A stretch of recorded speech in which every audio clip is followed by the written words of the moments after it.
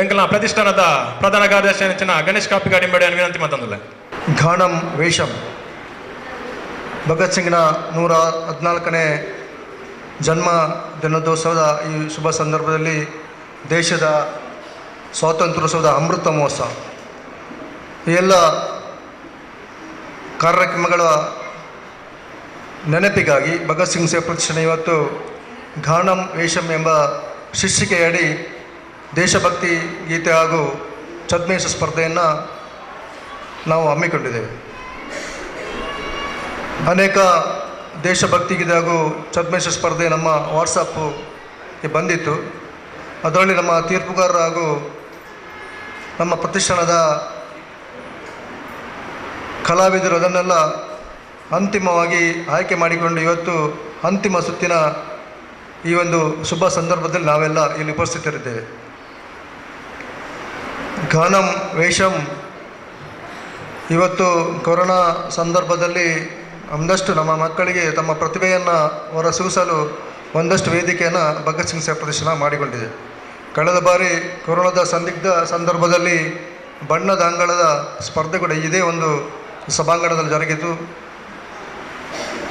ಆ ರೀತಿಯಾಗಿ ಮತ್ತೊಮ್ಮೆ ನಮಗೆ ನಮ್ಮ ಅಧ್ಯಕ್ಷರಿಗೆ ಕೆಲವು ಜನರ ವಿನಂತಿಯ ಮೇರೆಗೆ ನಾವು ಈ ಒಂದು ಕಾರ್ಯಕ್ರಮವನ್ನು ಹಮ್ಮಿಕೊಂಡಿದ್ದೆ. ಯಾಕೆಂದರೆ ಈಗ ಶಾಲೆ ಇಲ್ಲ, ಈಗ 6ನೇ ಕ್ಲಾಸ್ ಪ್ರಾರಂಭ ಆಗಿದೆ. ಆದರೂ ಕೂಡ ಅವರ ಪ್ರತಿಭೆಗೆ ಒಂದಷ್ಟು ಅವಕಾಶ ನೀಡುವಂಥ ನಿಟ್ಟಿನಲ್ಲಿ ಭಗತ್ ಸಿಂಗ್ ಸೇವಾ ಪ್ರತಿಷ್ಠಾ ಒಂದು ಆ ಕಲ್ಪನೆಯನ್ನು ಇಟ್ಟುಕೊಂಡು ಇವತ್ತು ನಾವು ಘಾಣಂ ವೇಷಂ ಎಂಬ ಈ ಒಂದು ಕಾರ್ಯಕ್ರಮವನ್ನು ನಾವು ಇವತ್ತು ಹಮ್ಮಿಕೊಂಡಿದ್ದೇವೆ. ಅಂತಿಮವಾದಂಥ ಸುತ್ತು ಇವತ್ತು ಸ್ಪರ್ಧಿಗಳು ತಾವೆಲ್ಲರೂ ಬಂದಿದ್ದೀರಾ.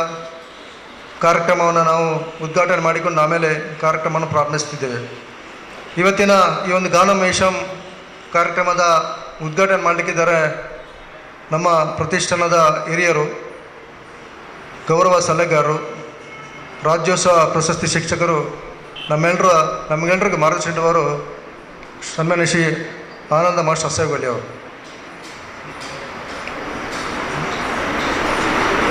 ಅವರಿಗೆ ಪ್ರತಿಷ್ಠಾನ ನಮ್ಮೆಲ್ಲರ ಪರವಾಗಿ ಬಂದಂಥ ನಮ್ಮೆಲ್ಲ ಸ್ಪರ್ಧಿಗಳ ಪರವಾಗಿ ಅವರ ಎತ್ತವರ ಪೋಷಕರಾಗಿ ನಾನು ಈ ಒಂದು ಕಾರ್ಯಕ್ರಮಕ್ಕೆ ಆತ್ಮೀಯವಾಗಿ ಸ್ವಾಗತಿಸಿದೆ. ಅವರಿಗೆ ದಾಮೋದರ ಅವರು ಶಾಲು ನೀಡಿ ಈ ಒಂದು ಕಾರ್ಯಕ್ರಮ ಆತ್ಮೀಯವಾಗಿ ಸ್ವಾಗತಿಸಬೇಕು ವಿನಂತಿಯನ್ನು ಮಾಡ್ತಿದ್ದೇವೆ.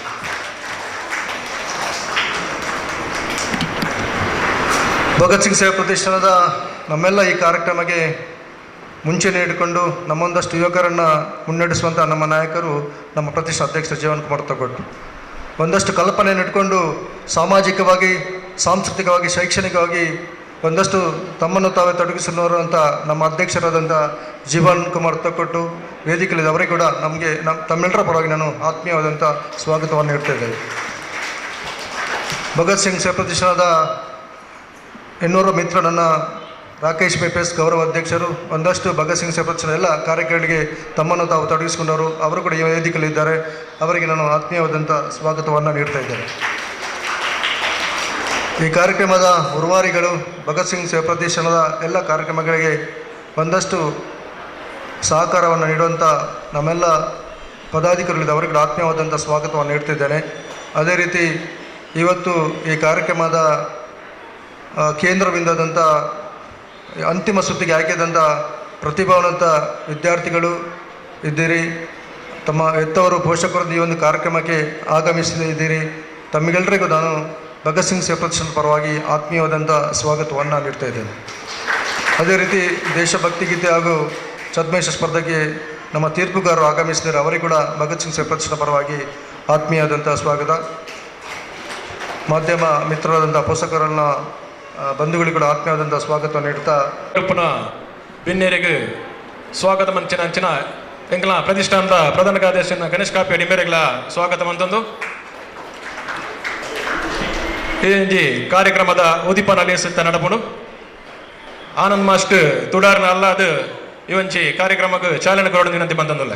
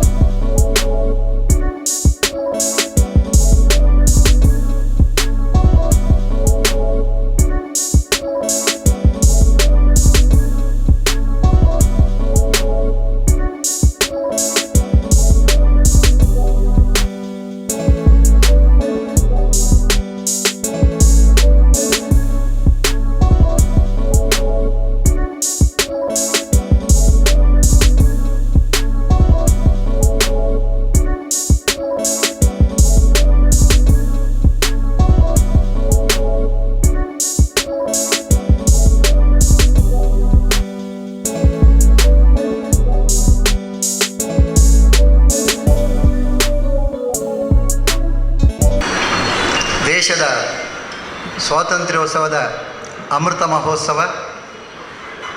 ಭಗತ್ ಸಿಂಗ್ ಒಬ್ಬ ಸ್ವಾತಂತ್ರ್ಯ ಹೋರಾಟಗಾರರ 114ನೇ ಜನ್ಮ ಜಯಂತಿಯ ಈ ಶುಭ ಸಮಾರಂಭದ ವೇದಿಕೆಯಲ್ಲಿರುವಂತಹ ನಮ್ಮ ಪ್ರತಿಷ್ಠಾನದ ಅಧ್ಯಕ್ಷರಾದಂತಹ ಜೀವನ್ ಕುಮಾರ್ ಅವರೇ, ಈ ಪ್ರತಿಷ್ಠಾನದ ಗೌರವ ಅಧ್ಯಕ್ಷರಾಗಿದ್ದಂಥ ರಾಕೇಶ್ ಅವರೇ, ಕಾರ್ಯದರ್ಶಿಯಾಗಿರತಕ್ಕಂಥ ಗಣೇಶ್ ಕಾಪಿಗಾಡ್ರವರೇ,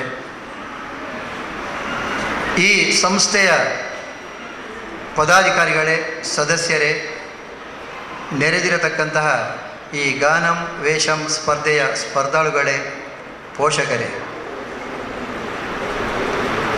ಇವತ್ತು ನಮಗೆಲ್ಲ ಒಂದು ಸಂತೋಷದ ದಿವಸ. ಕೊರೋನಾ ಮಹಾಮಾರಿಯ ಆ ಸಂದರ್ಭದಲ್ಲಿ ಮಕ್ಕಳಿಗೆ ಶಾಲೆಗೆ ಹೋಗಲಿಕ್ಕಾಗದೆ, ಮನೆಯಲ್ಲೂ ಕೂತ್ಕೊಳ್ಳಿಕ್ಕಾಗದೆ ಬಹಳ ಕಷ್ಟಪಡುತ್ತಿರುವಂಥ ಈ ಸಂದರ್ಭದಲ್ಲಿ ಮಕ್ಕಳಿಗೆ ಒಂದಷ್ಟು ಮನೋರಂಜನೆಯನ್ನು ಕೊಡುವುದರ ಮೂಲಕ ಈ ಒಂದು ಕಾರ್ಯಕ್ರಮವನ್ನು ಹಮ್ಮಿಕೊಂಡದ್ದು ನಮ್ಮ ಈ ಸೇವಾ ಪ್ರತಿಷ್ಠಾನ, ಭಗತ್ ಸಿಂಗ್ ಸೇವಾ ಪ್ರತಿಷ್ಠಾನ ಸಂಸ್ಥೆ. ಬಹಳ ದೂರದಿಂದ ಮಕ್ಕಳು ಬಂದಿದ್ದಾರೆ. ನಮ್ಮ ಜಿಲ್ಲೆ ಅಲ್ಲದೆ ಅಂತರ್ಜಿಲ್ಲೆಯಿಂದ ಬಂದಿದ್ದಾರೆ, ಅಂತರ್ರಾಜ್ಯದಿಂದ ಬಂದಿದ್ದಾರೆ. ಯಾಕೆಂದರೆ ಅದೊಂದು ಕುತೂಹಲ, ಒಂದು ಸಂಭ್ರಮ, ಸಡಗರ, ಈ ಮಕ್ಕಳಿಗೆ ಒಂದು ಮನೋರಂಜನೆ. ಇವತ್ತು ನಮ್ಮ ಭಗತ್ ಸಿಂಗ್ ಸೇವಾ ಪ್ರತಿಷ್ಠಾನ ಅನ್ನತಕ್ಕಂಥ ಹೆಸರನ್ನು ನಾವು ಯಾಕೆ ಇಟ್ಟಿದ್ದೇವೆ ಈ ಸಂಸ್ಥೆಗೆ ಅಂತ ಹೇಳಿದರೆ, ಬಹುಶಃ ಇವತ್ತಿನ ಮಕ್ಕಳಿಗೆ ಪಾಠದಲ್ಲಿ ಭಗತ್ ಸಿಂಗ್ ಯಾರು ಅಂತ ಗೊತ್ತಿಲ್ಲ. ಮಕ್ಕಳಿಗೆ ಗೊತ್ತಿರುವುದು ಗಾಂಧಿ, ನೆಹರು, ಇನ್ನಿತರ ಸ್ವಾತಂತ್ರ್ಯ ಹೋರಾಟಗಾರರು. ಆದರೆ ಇವರಿಗಿಂತ ಹೆಚ್ಚು ಮುಂಚೂಣಿಯಲ್ಲಿ ಹೋರಾಟ ಮಾಡಿದಂಥ ಒಬ್ಬ ಕ್ರಾಂತಿಕಾರಿ ನಾಯಕ ಭಗತ್ ಸಿಂಗ್. ಪಾಪ 100 ವರ್ಷಗಳು ಬದುಕಲಿಲ್ಲ. ಅವರ ಆಯುಷ್ಯ ಬರೀ 24 ವರ್ಷ. ನಾವು ನಂಬಲಿಕ್ಕಿಲ್ಲ, ನಮಗೆ ಆಶ್ಚರ್ಯ ಆಗುತ್ತೆ. ಆದರೆ ಈ 24 ವರ್ಷಗಳಲ್ಲಿ ರಾಷ್ಟ್ರ ಮಟ್ಟದಲ್ಲಿ ಹೆಸರು ಮಾಡಬೇಕಾಗಿದ್ದರೆ ಅವರ ತ್ಯಾಗ ಏನು ಅನ್ನುವಂಥದ್ದು ನಾವು ಯೋಚನೆ ಮಾಡಬೇಕು. ಪಂಜಾಬಿನ ಒಂದು ಬಡ ಕೃಷಿ ಕುಟುಂಬದಲ್ಲಿ ಹುಟ್ಟಿದಂಥ ಭಗತ್ ಸಿಂಗರಿಗೆ ಪ್ರೇರೇಪಣೆ ನೀಡಿದ್ದು ಜನ್ಮ ಕೊಟ್ಟಂಥ ತಂದೆ ಕಿಶನ್ ಸಿಂಗ್, ತಾಯಿ ವಿದ್ಯಾವತಿ, ಮಾವ ಅಜಿತ್ ಸಿಂಗ್. ಯಾಕಂತ ಹೇಳಿದರೆ ಈ ದೇಶ ಸ್ವಾತಂತ್ರ್ಯಕ್ಕಾಗಿ ಹೋರಾಟ ಮಾಡುವಂಥ ಸಂದರ್ಭದಲ್ಲಿ ನಿಜವಾಗಿ ಸ್ವಾತಂತ್ರ್ಯದ ಬೆಂಕಿಯ ಜ್ವಾಲೆ ಹುಟ್ಟಿದ್ದೇ ಪಂಜಾಬಲ್ಲಿ. ತನ್ನ 1907 ಸೆಪ್ಟೆಂಬರ್ 28ರಂದು, ಕಳೆದ 4 ದಿವಸಗಳ ಹಿಂದೆ ಅವರ ಜನ್ಮದಿನವಾಗಿತ್ತು. ಕೇವಲ 12 ವರ್ಷಗಳಲ್ಲಿಯೇ ವಿದ್ಯಾರ್ಥಿ ಬದುಕಿನಲ್ಲಿ ಶಾಲೆಗೆ ಹೋಗುವಂಥ ಸಂದರ್ಭದಲ್ಲಿ ಈ ದೇಶದ ಆಗು ಹೋಗುಗಳನ್ನು ಕಣ್ಣಾರೆ ಕಂಡವ ಭಗತ್ ಸಿಂಗ್, ಬಾಲ ಭಗತ್ ಸಿಂಗ್. ಆ ಕ್ಷಣದಲ್ಲೇ ಅವನ ಮನಸ್ಸಿನಲ್ಲಿ ಮೂಡಿದ್ದು ಈ ದೇಶಕ್ಕೆ, ನಮ್ಮದೇ ಆದಂಥ ದೇಶಕ್ಕೆ ನಮ್ಮದೇ ಸ್ವಾತಂತ್ರ್ಯ ನಮಗೆ ಬೇಕು ಅನ್ನೋ ಉದ್ದೇಶದಿಂದ. ನಾವೆಲ್ಲ ತಿಳ್ಕೊಳ್ಬೇಕು, ಮಹಾತ್ಮ ಗಾಂಧೀಜಿಯವರು ರಾಜಕೀಯಕ್ಕೆ ಬಂದದ್ದು 1918ರಲ್ಲಿ. ಗಾಂಧೀಜಿಯವರ ರಾಜಕೀಯ ಪ್ರವೇಶ ಭಗತ್ ಸಿಂಗರಿಗೆ ಹೆಚ್ಚು ಪ್ರೇರೇಪಣೆಯನ್ನು ಕೊಟ್ಟಿತು. ಯಾಕಂತ ಹೇಳಿದರೆ ಗಾಂಧೀಜಿಯವರು ಕೈಗೊಂಡಂಥ ಅಸಹಕಾರ ಚಳವಳಿ ಭಗತ್ ಸಿಂಗರಿಗೆ ಪ್ರೇರೇಪಣೆ ನೀಡಿತ್ತು. ಅಂದರೆ ಯಾವುದೇ ಒಂದು ಕಾರ್ಯಕ್ರಮದಲ್ಲಿ ನಾವು ಬ್ರಿಟಿಷರಿಗೆ ಸಹಾಯ ಮಾಡುವುದಿಲ್ಲ, ಎಲ್ಲ ರೀತಿಯಲ್ಲಿ ನಮ್ಮ ಅಸಹಕಾರವನ್ನು ನಾವು ತೋರಿಸ್ತೇವೆ ಅನ್ನೋಂಥ ಒಂದು ವೇದ ವಾಕ್ಯವನ್ನು ಮೂಡಿಸಿದರು ಗಾಂಧೀಜಿಯವರು. ಅಂಥ ಒಂದು ಸಿದ್ಧಾಂತವನ್ನು ತಾನೂ ಮೈಗೂಡಿಸಿಕೊಂಡು ಸ್ವಾತಂತ್ರ್ಯ ಹೋರಾಟಕ್ಕೆ ಧುಮುಕಿದ್ದು 1918ರಲ್ಲಿ. ಯೋಚನೆ ಮಾಡಬೇಕು, ಚಿಕ್ಕ ವಿದ್ಯಾರ್ಥಿಯಾಗಿ ತನ್ನ ಜೀವನ ಸಾಧನೆಯನ್ನು ಮಾಡಬೇಕಾದಂಥ ಕನಸನ್ನು ಹೊತ್ತುಕೊಂಡಂಥ ಒಬ್ಬ ಬಾಲಕ ದೇಶದ ಸ್ವಾತಂತ್ರ್ಯಕ್ಕಾಗಿ ಕ್ರಾಂತಿಕಾರಿಗಳ ಸಮಾವೇಶದಲ್ಲಿ ಪಾಲ್ಗೊಂಡು ಕ್ರಾಂತಿಕಾರಿಗಳ ಹೋರಾಟವನ್ನು ಮಾಡುವುದರ ಮೂಲಕ ನಾವು ಈ ದೇಶಕ್ಕೆ ಮೊದಲನೇದಾಗಿ ಸ್ವಾತಂತ್ರ್ಯ ಪಡ್ಕೊಳ್ಬೇಕು, ಆಮೇಲೆ ನಮ್ಮ ಬದುಕು, ನಮ್ಮ ಜೀವನ ಅಂತ ಹೇಳಿಕೊಂಡು ಕನಸನ್ನು ಕಂಡಿದ್ದನಲ್ಲ, ಆ ಭಗತ್ ಸಿಂಗ್ಗೆ ನಾವು ಸ್ಯಾಲ್ಯೂಟ್ ಕೊಡಬೇಕು. 1919ರಲ್ಲಿ ಜಲಿಯನ್ ವಾಲಾ ಬಾಗ್ ಹತ್ಯಾಕಾಂಡ ನಡೆದಾಗ ಲಕ್ಷಕ್ಕಿಂತಲೂ ಹೆಚ್ಚು ಜನ ಭಾರತೀಯ ಸ್ವಾತಂತ್ರ್ಯ ಹೋರಾಟಗಾರರು, ಕ್ರಾಂತಿಗಾರರು ಆ ರಣರಂಗದಲ್ಲಿ ಮಡಿದಾಗ ಅವರ ನೆತ್ತರಿನ ಮಧ್ಯೆ ಓಡಾಡುವಂಥ ಬಾಲಕ ಆವಾಗಲೇ ಪ್ರತಿಜ್ಞೆ ಮಾಡಿದ, ಈ ದೇಶಕ್ಕೆ ಸ್ವಾತಂತ್ರ್ಯ ಬಾರದೇ ಇದ್ದರೆ ಈ ದೇಶದ ಜನ ಇನ್ನು ಉಳಿಯುವುದಿಲ್ಲ. ಅದಕ್ಕೋಸ್ಕರ 1928ರಲ್ಲಿ ಬ್ರಿಟಿಷರು ಮನಗಂಡರು, ಈ ದೇಶಕ್ಕೆ ಇನ್ನು ಸ್ವಾತಂತ್ರ್ಯ ಕೊಡದಿದ್ದರೆ ಕಷ್ಟ ಆಗುತ್ತೆ, ಕೊಡದಿದ್ದರೂ ಪರವಾಗಿಲ್ಲ, ನಾವು ಅವರಿಗೊಂದು ಆಶ್ವಾಸನೆ ಕೊಡಬೇಕು ಅಂತ ಹೇಳ್ಕೊಂಡು 1928ರಲ್ಲಿ ಬ್ರಿಟಿಷರಿಂದ ಒಂದು ಕಮಿಷನ್, ಸೈಮನ್ ಕಮಿಷನ್ ಈ ದೇಶಕ್ಕೆ ಬಂತು. ಆ ಸೈಮನ್ ಕಮಿಷನ್ ಬಂದು ಲಾಹೋರಲ್ಲಿ ಇಳಿದಾಗ ಅದನ್ನು ಹಿಮ್ಮೆಟ್ಟಿಸಿದವ, ಅದರ ವಿರುದ್ಧ ಹೋರಾಟ ಮಾಡಿದವ ಭಗತ್ ಸಿಂಗ್. ನಮಗೆ ನಿಮ್ಮ ಉಚಿತವಾದಂಥ ಯಾವ ಸಲಹೆಗಳು ನಮಗೆ ಬೇಕಾಗಿಲ್ಲ, ನಮಗೆ ಈ ದೇಶಕ್ಕೆ ಪೂರ್ಣ ಪ್ರಮಾಣದ ಸ್ವಾತಂತ್ರ್ಯ ಬೇಕು, ಅದು ನಮಗೆ ಬೇಕು, ಅದು ನಮ್ಮ ಬೇಡಿಕೆ ಅನ್ನೋದನ್ನು ಮುಂದಿಟ್ಟ. ಪರಿಣಾಮವಾಗಿ ಆ ಸಂದರ್ಭದಲ್ಲಿ ಕ್ರಾಂತಿಕಾರರು ಹೋರಾಟ ಮಾಡುವಂಥ ಸಂದರ್ಭದಲ್ಲಿ ಲಾಲಾ ಲಜಪತ್ ರಾಯ್, ಈ ದೇಶದ ಉಗ್ರಗಾಮಿ ನಾಯಕ, ಸ್ವಾತಂತ್ರ್ಯ ಹೋರಾಟಗಾರ, ಛಲವಾದಿ ನಾಯಕ, ಈ ಸೈಮನ್ ಕಮಿಷನ್ನ ವಿರೋಧಿಸುವ ಸಂದರ್ಭದಲ್ಲಿ ಪೊಲೀಸರ ಲಾಠಿ ಏಟಿಗೆ ಆಸ್ಪತ್ರೆಯಲ್ಲಿ ದಾಖಲಾತಿಯಾದರು. ಅದೇ ಏಟಿನಿಂದ ಅವರು ಸತ್ತಂಥ ಸಂದರ್ಭದಲ್ಲಿ ಭಗತ್ ಸಿಂಗರಂಥ ಕ್ರಾಂತಿಕಾರಿಗಳ ಹೋರಾಟ ಇನ್ನಷ್ಟು ತೀವ್ರವಾಯಿತು. ಪರಿಣಾಮವಾಗಿ ಭಗತ್ ಸಿಂಗರನ್ನು ಲಾಹೋರ್ ಜೈಲಿಗೆ ರವಾನೆ ಮಾಡಿದರು. ಲಾಹೋರ್ ಜೈಲಿಗೆ ಹೋಗಬೇಕಾದಂಥ ಒಂದು ಕಾರಣ ಏನಂತಂದರೆ, ಅವರು ಬ್ರಿಟಿಷ್ ಪಾರ್ಲಿಮೆಂಟಿನ ಒಳಗೆ ಒಂದು ಬಾಂಬನ್ನು ಇಟ್ಟ. ಯಾವುದೇ ಒಂದು ಪ್ರಾಣಹಾನಿ ಮಾಡಬೇಕು ಅಥವಾ ಜನರನ್ನು ಸಾಯಿಸಬೇಕು ಅಲ್ಲ, ಬ್ರಿಟಿಷರನ್ನು ಹೆದರಿಸಬೇಕು ಅನ್ನೋ ಒಂದು ಉದ್ದೇಶದಿಂದ ಪಾರ್ಲಿಮೆಂಟಿಗೆ ಬಾಂಬನ್ನು ಇರಿಸಿದ. ಶಬ್ದ ಮಾಡಿದಾಗ ಬ್ರಿಟಿಷರಿಗೆ ಸ್ವಲ್ಪ ಎಚ್ಚರ ಆಗ್ತಾ ತಿಳ್ಕೊಂಡು, ಆದರೆ ಇವ ಬಾಂಬೆ ಇಟ್ಟ ಅನ್ನುವ ದೃಷ್ಟಿಯಿಂದ ಅವರನ್ನು ಲಾಹೋರ್ ಜೈಲಿಗೆ ಹಾಕಿದರು. ನಿಜವಾಗಿ ಆವತ್ತು ಮಹಾತ್ಮ ಗಾಂಧೀಜಿಯವರಿಗೆ ಅವಕಾಶ ಇತ್ತು. ಲಾಹೋರ್ ಜೈಲಿನಿಂದ ಭಗತ್ ಸಿಂಗನ್ನು ಬಿಡುಗಡೆ ಮಾಡುವಂಥ ಒಂದು ಅವಕಾಶ ಗಾಂಧೀಜಿಯವರಿಗಿತ್ತು, ಅಸಹಕಾರ ಇದರ ಹೋರಾಟಗಾರರವರು. ಗಾಂಧೀಜಿ ಹಾಗೆ ಮಾಡಲಿಲ್ಲ. ಬ್ರಿಟಿಷರಿಂದ ಒಂದು ಇರ್ವಿನ್ ಅನ್ನತಕ್ಕಂಥ ಒಬ್ಬ ರಾಜ ಈ ದೇಶಕ್ಕೆ ಬಂದ. ಮಹಾತ್ಮ ಗಾಂಧೀಜಿಯವರು ಏನು ಹೇಳಿದ, ನೋಡಿ ಭಗತ್ ಸಿಂಗನಿಗೆ ನಾವು ಜೀವದಾನ ಕೊಡ್ತೇವೆ, ಅವ ಒಂದು ತಪ್ಪೊಪ್ಪಿಗೆ ಪತ್ರವನ್ನು ಬರೆದರೆ ಸಾಕು, ಇನ್ನು ಮುಂದೆ ನಾನು ಹೋರಾಟ ಮಾಡುವುದಿಲ್ಲ, ನಾವು ಶಾಂತಿಯನ್ನು ಕಾಪಾಡ್ತೇವೆ ಅಂತ ಒಂದು ಮನವಿಯನ್ನು ಬ್ರಿಟಿಷ್ ಸರ್ಕಾರಕ್ಕೆ ಅವರು ಬರೆದು ಕೊಟ್ಟರೆ ಅವನನ್ನು ಜೈಲಿನಿಂದ ನಾವು ಬಿಡುಗಡೆ ಮಾಡ್ತೇವೆ ಅಂತ ಹೇಳ್ಕೊಂಡು ಆ ಸಂದೇಶವನ್ನು ಗಾಂಧೀಜಿಯವರು ಭಗತ್ ಸಿಂಗರ ಒಬ್ಬ ಹಿರಿಯ ವ್ಯಕ್ತಿಯ ಮೂಲಕ ಲಾಹೋರ್ ಜೈಲಿಗೆ ತಲುಪಿಸ್ತಾರೆ. ಅಲ್ಲಿ ಆ ಸಂದೇಶವನ್ನು ಓದಿದ ಭಗತ್ ಸಿಂಗ್ ಹೇಳ್ತಾನೆ, ನಾನು ಏನು ಅಪರಾಧ ಅಂತ ತಪ್ಪು ಮಾಡಿಲ್ಲ, ಮಾಡಬಾರ್ದಂಥ ತಪ್ಪು ನಾನು ಏನು ಮಾಡಿದ್ದೇನೆ, ದೇಶದ ಹೋರಾಟಕ್ಕೆ ಹೋರಾಟ ಮಾಡ್ತೇನೆ, ಇದು ತಪ್ಪು ಆಗಿದ್ದರೆ ನೀವು ಕ್ಷಮಿಸಿ, ಈ ದೇಶಕ್ಕೆ ಸ್ವಾತಂತ್ರ್ಯ ಬೇಕು, ಅದಕ್ಕೋಸ್ಕರ ನಾನು ಹೋರಾಟ ಮಾಡ್ತಾ ಇದ್ದೇನೆ, ಅದು ಏನು ತಪ್ಪಲ್ಲ, ಅಲ್ಲ ನಿನ್ನನ್ನು ಬಿಡುಗಡೆ ಮಾಡ್ತಾರೆ, ಅಂಥ ಬಿಡುಗಡೆ ನನಗೆ ಬೇಕಾಗಿಲ್ಲ. ನಾನು ಭಗತ್ ಸಿಂಗ್ ಒಬ್ಬ ಸತ್ತರೆ ಈ ದೇಶದಲ್ಲಿ ಸಾವಿರ ಜನ ಭಗತ್ ಸಿಂಗರು ಹುಟ್ಟಿ ಬರ್ತಾರೆ, ನನಗೆ ಸಾವಿನ ಭಯ ಇಲ್ಲ, ಆದ್ದರಿಂದ ನನಗೆ ಸ್ವಾತಂತ್ರ್ಯ ಬೇಕು, ಅದಕ್ಕೋಸ್ಕರ ನಾನು ಏನಾದರೂ ಬದುಕಿದರೆ ಈ ದೇಶಕ್ಕೆ ಇನ್ನೂ ಕೆಲವಾರು ವರ್ಷಗಳು ನಮಗೆ ಸ್ವಾತಂತ್ರ್ಯ ಸಿಗಲಿಕ್ಕಿಲ್ಲ, ಅದಕ್ಕೋಸ್ಕರ ಈ ಸ್ವಾತಂತ್ರ್ಯದ ಉಳಿವನ್ನು ನಾವು ಉಳಿಸಬೇಕು, ಈ ದೇಶದಲ್ಲಿ ನಾವು ಎಲ್ಲರಾಗೆ ಒಳ್ಳೆ ರೀತಿಯಲ್ಲಿ ಸಹೋದರರಾಗಿ ಬಾಳಬೇಕು, ಈ ದೇಶಕ್ಕೆ ಯಾವ ಕೆಟ್ಟ ಕಣ್ಣುಗಳು ಬೀಳಬಾರ್ದು ಅನ್ನೋದು ಉದ್ದೇಶದಿಂದ ನಾವೆಲ್ಲರೂ ಜೊತೆಯಾಗಿ ಈ ದೇಶದಲ್ಲಿ ಬದುಕೋಣ, ಸ್ವಾತಂತ್ರ್ಯದ ಸವಿಯನ್ನು ಅನುಭವಿಸೋಣ ಅಂತ ಹೇಳುತ್ತಾ ಅವಕಾಶಕ್ಕಾಗಿ ವಂದಿಸ್ತೇನೆ. ನಮಸ್ಕಾರ. ಸಾರಿ ಮೇರೆಗೆ ಸೋಮೇಶಂದೊಂದು ಸೆಪ್ಟೆಂಬರ್ 20 ಭಗತ್ ಸಿಂಗ್ನ ಜನ್ಮದಿನಾಚರಣೆ ಎಂಕ್ಲ ಪ್ರತಿಷ್ಠಾನದ ವತಿರದ ಎಂಕ್ಲ ಮೊರನಿ ಆ ಕಾರ್ಯಕ್ರಮನ ಆಯೋಜನೆ ಮಾಡ್ತಿತ್ತ. ಅಂಚನೆ ಈ ಒಂದು ವೇದಿಕೆಯಲ್ಲಿ ಭಗತ್ ಸಿಂಗ್ನ ಭಾವಚಿತ್ರಂಡು ಐಕ್ ಪುಷ್ಪಾರ್ಚನೆ ಮಾಡುವ ಮೂಲಕ ಈ ಒಂದು ಕಾರ್ಯಕ್ರಮ ವಿದ್ಯುತ್ ಚಾಲನೆ ಕೊರಡೊಂದು ವೇದಿಕೆ ರೀತಿಯ ಭಿನ್ನಡೆ ವಿನಂತಿ ಮಾಡ್ತದಲ್ಲ.